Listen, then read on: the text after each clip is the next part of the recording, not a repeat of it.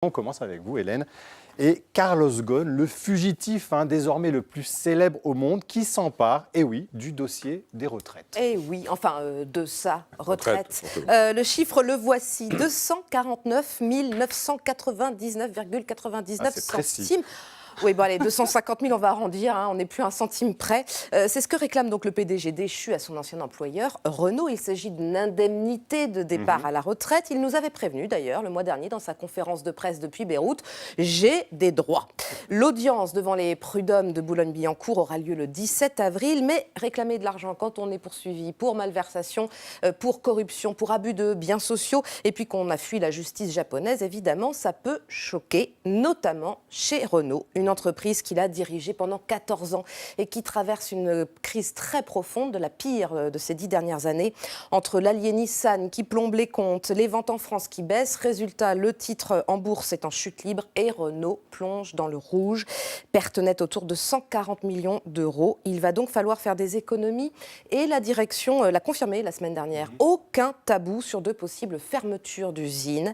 En France, c'est sur le site du Nord, le site de Douai, qu'on s'inquiète le plus fort. Une usine qui a perdu la moitié de ses effectifs en moins de 20 ans et l'emploi pourrait donc continuer à s'effriter. Pascal Blanchard, Renault, la régie, comme on disait à l'époque, ça a été le symbole de la résistance ouvrière. Est-ce qu'aujourd'hui, vous, l'historien, vous pouvez voir ça, est-ce qu'aujourd'hui les ouvriers ont encore ce pouvoir face aux actionnaires? En tout cas, c'est une entreprise, quand il y a un mouvement ouvrier, ça signifie quelque chose. Le monde de l'automobile, rappelez-vous les grandes grèves de 73-83, ça a toujours été des espaces où ces grèves ont été majeures et souvent même ont annoncé des moments de rupture. Donc oui, parce qu'il y a encore vraiment la notion d'ouvrier, de syndiqué. Les syndicats sont encore présents dans le monde automobile. À côté de ça, Renault aujourd'hui est une société qui est mondialisée. Donc il y a ce double rapport-là de rentrer dans cette modernité. Et là, on a affaire à une histoire qui est incroyable, parce que d'un côté, on a celui qui théoriquement aurait fait de Renault ce qu'il est. Depuis son départ, la situation irait mal, et il réclame, non pas simplement 249 000,99, parce que cette affaire, au prud'homme, elle lui permet de débloquer 15 millions d'euros d'actions.